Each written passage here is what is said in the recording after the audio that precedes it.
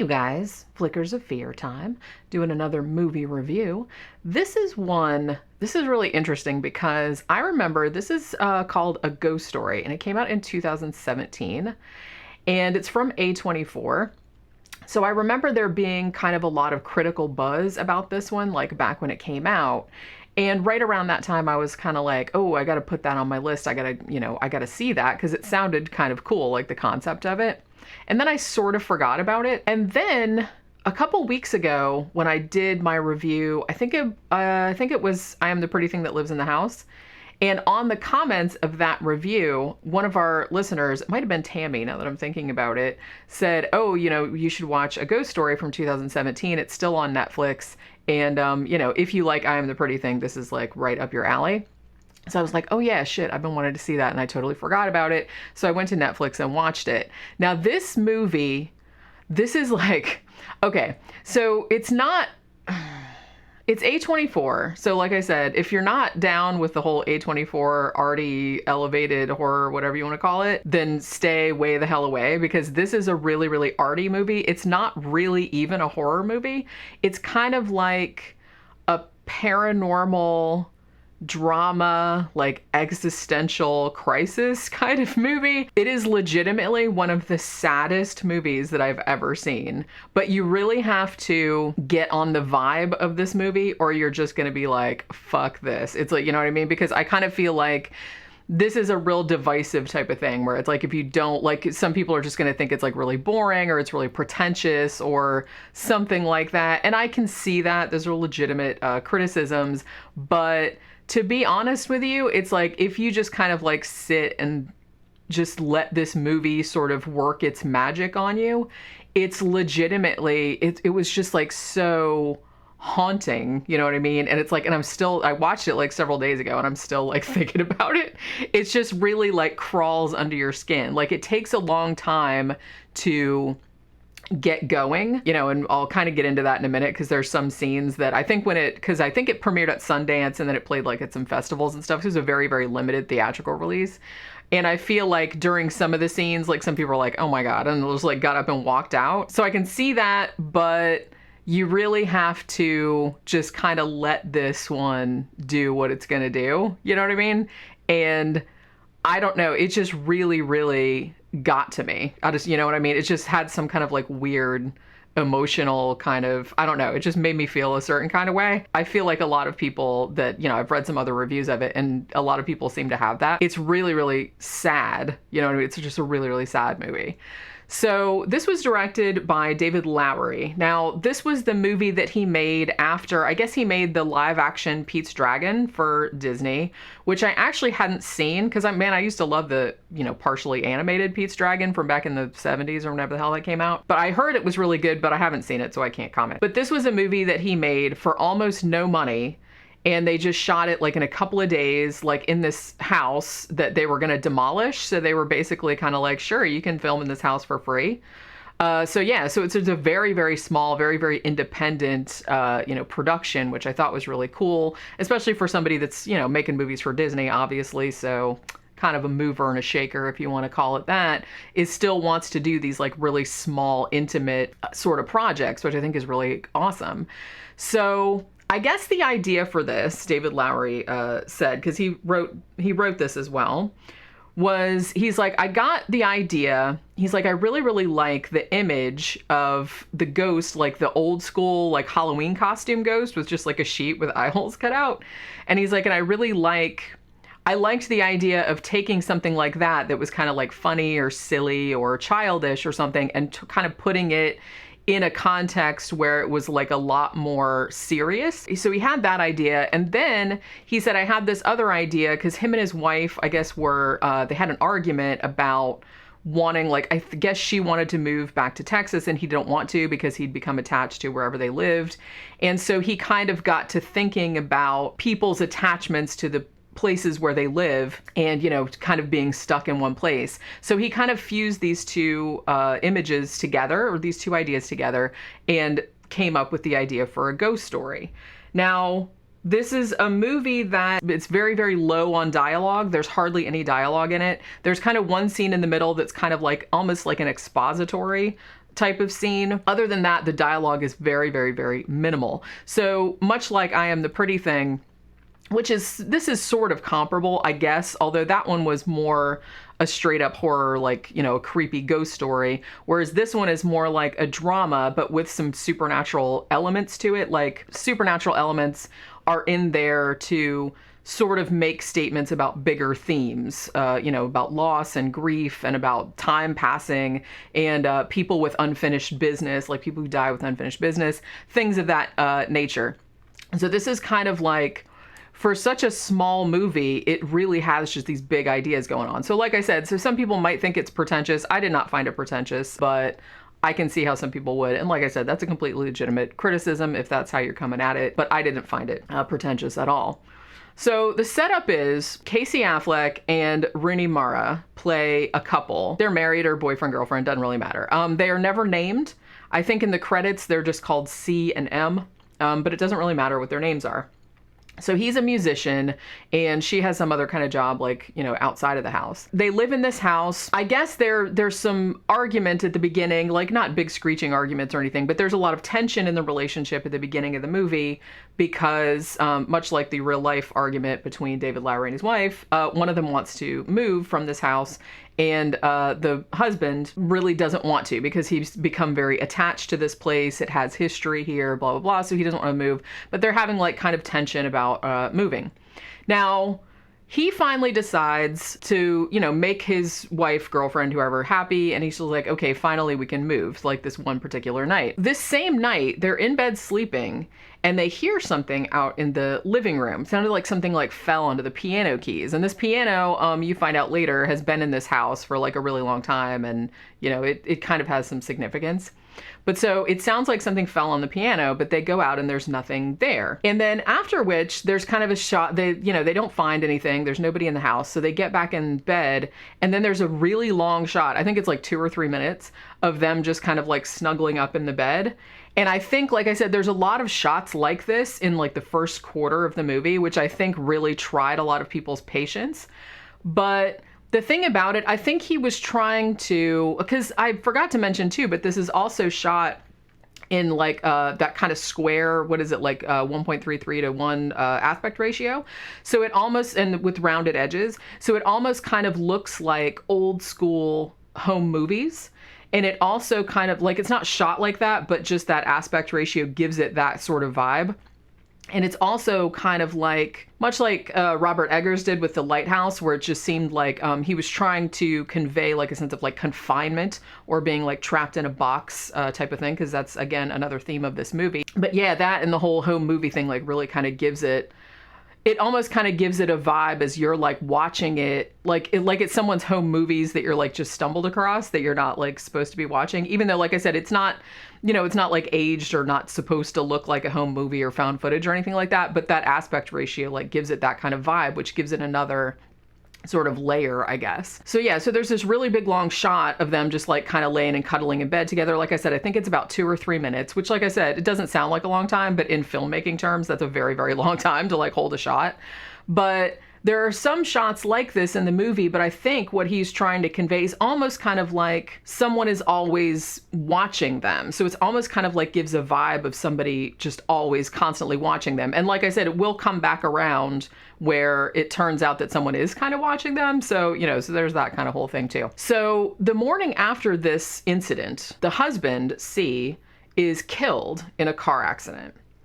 Now, there's a scene where the wife, M, she goes to like identify his body. She's at the morgue or whatever. And, you know, she spends a few silent moments with him and then she covers him up with a sheet. Now, there's a very long shot of, you know, the body laying there under the sheet. And then after a really long time, like he sits up.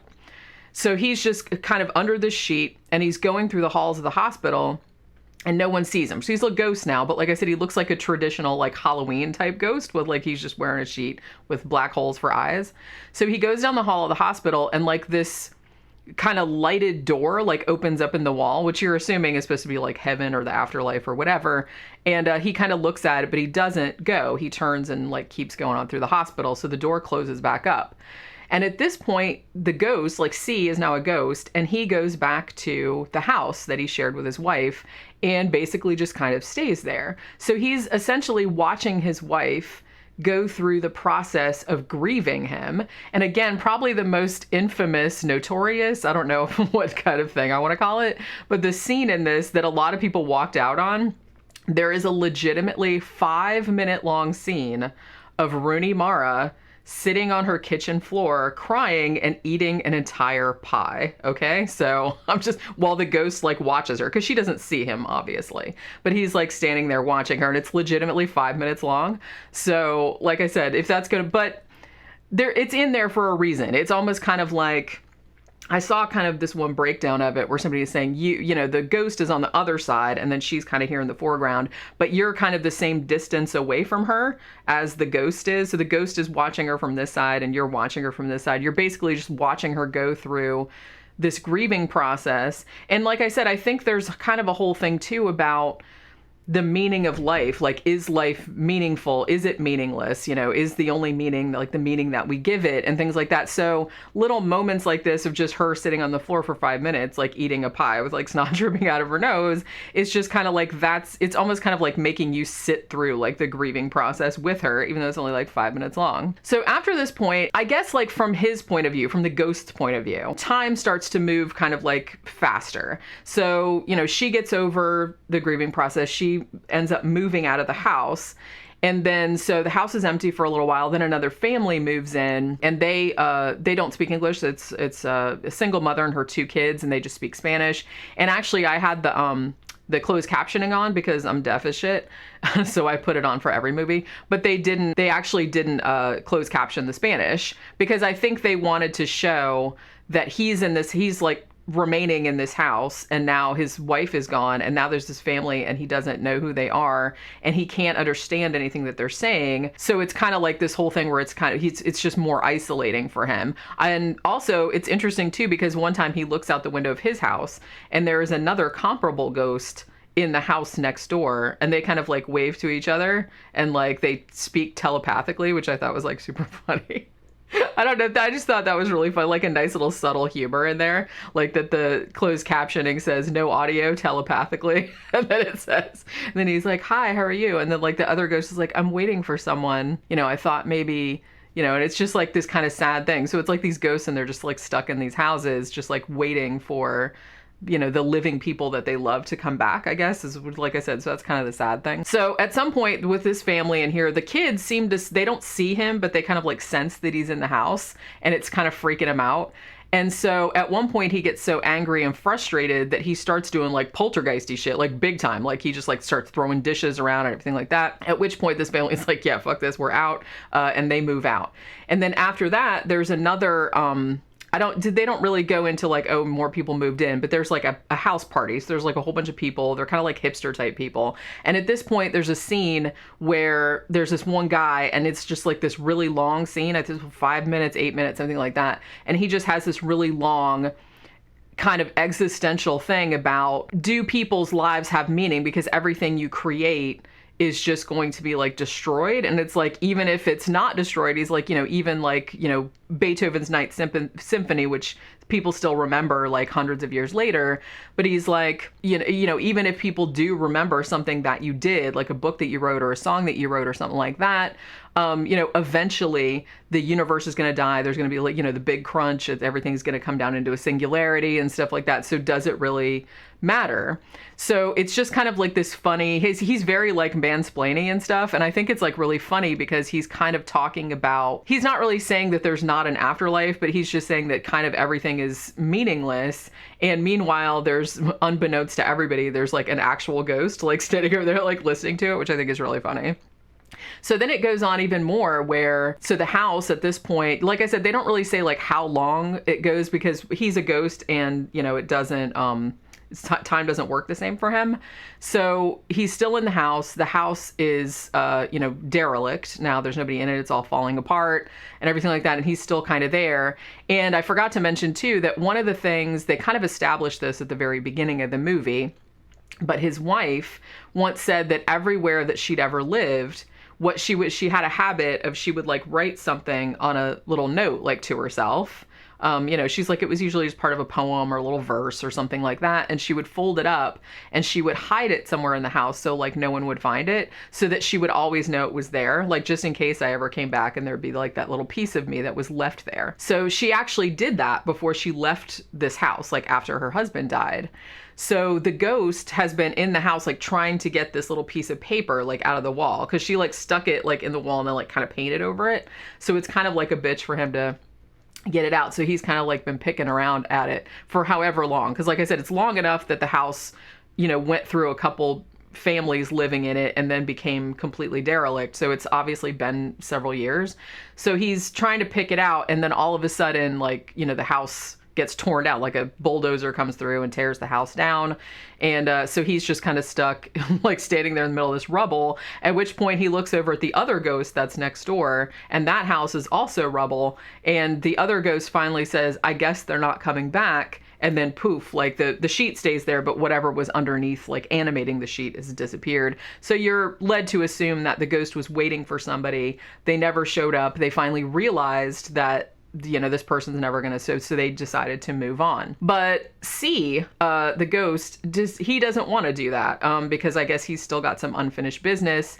So he basically just stays in this one area, and like a really long time goes by. There's like where the house was, now there's all this construction, and then there's like this huge office building, and he's like walking through the office building, and then he decides he's gonna jump off the office building. And he does that, but then when he jumps off the office building, I guess thinking he's going to kill himself, even though he's already dead, he ends up way back in time to where like these settlers come and kind of, they're like, this is where we're going to build the house, you know what I mean? So this settler family comes to where his old house was, and it's hundreds of years in the past. They get killed by Native Americans. There's like this whole thing. And so it's almost kind of like he's going through this humongous like time loop, because there's like another thing, like I said, there's another thing with what the philosopher guy said at the party about, Big Bang, Big Crunch, and everything, compressing down to a singularity and then going back out again. So it's almost like a cyclical type of thing, so he's been on this land all this time, and then he gets to a point where he's back at the start of the movie. So he sees himself alive again, and he sees his wife again, and they're in the house, and he's just like going through this whole cycle like over again. And then it's weird too, because there's like another layer, because now there's like another ghost of him, but they don't see each other. So it's just kind of like this whole fucking thing. And then at the end, finally he gets that piece of paper out of the wall that like his wife put in there, and opens it, and he just reads it like that, and then he decides he's going to move on, and he poofs and disappears. They never do show you what's on the paper. I guess it doesn't really matter. But that was kind of like what his unfinished business was. So this movie, this is like I said, this is one of the saddest and strangest movies, but there was just something about it. Like the cinematography is gorgeous. I think a lot of people kind of snickered at first because they're just like, oh, it's a ghost movie, but he's like wearing an actual sheet. Like, you know what I mean? But I don't know. To me, it didn't seem that funny. It seemed kind of creepy. You know what I mean? So it's like, so it wasn't like, oh, goofy. It wasn't like that. It's like, I thought it was kind of like really effective.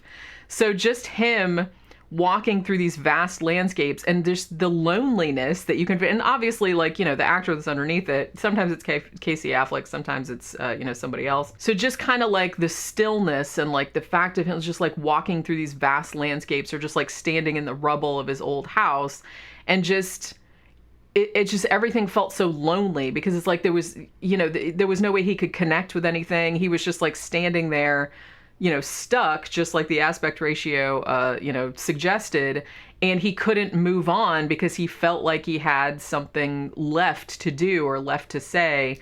And he's just there for like eons and eons, and just like living the same time loop over and over again, and being completely unable to like finish what it was that he was doing.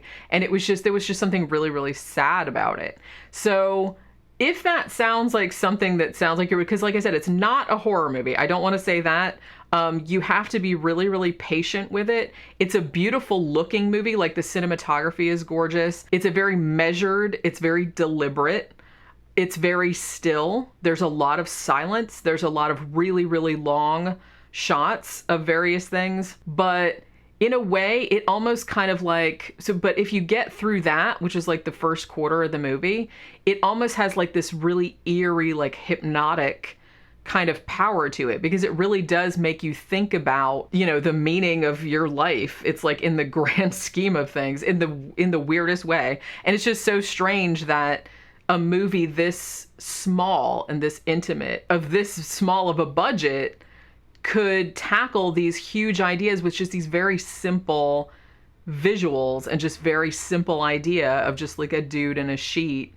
And just the fact that they use that, but it really kind of made you feel, I don't know, man, it made you feel like just the passage of eons, you know what I mean? And like your place in like this vast history of the universe and stuff like that. And it's crazy that this tiny movie about a dude in a sheet like can make you feel like that. But like I said, it's, the more I think about it, the more brilliant I think that it is. Because I think at first, and you know, you guys know me, I'm just like, I'm real into like, I like slow burns. It doesn't bother me. I'm not impatient or nothing like that. But I will say, like, the first quarter of this one, I was kind of like, it was getting to the point where it maybe was going to try my patience a little bit. But then it really kind of, I don't want to say like it picked up necessarily, but it just got more and more like interesting. And then after it was over, like it just really put me in this like really weird kind of headspace. And like I said, I watched it several days ago and I'm still kind of thinking about it. So, I mean, to me, that seems like that's the mark of like a pretty brilliant movie. If you're still, even if the first time you saw it, you were just like, oh, I don't know how I feel about this. But then like days later, you just can't stop thinking about it. So this is like one of those kind of movies. So if that sounds like something, and like I said, A24, I don't think I've ever seen a bad movie put out by A24. They're always worth watching.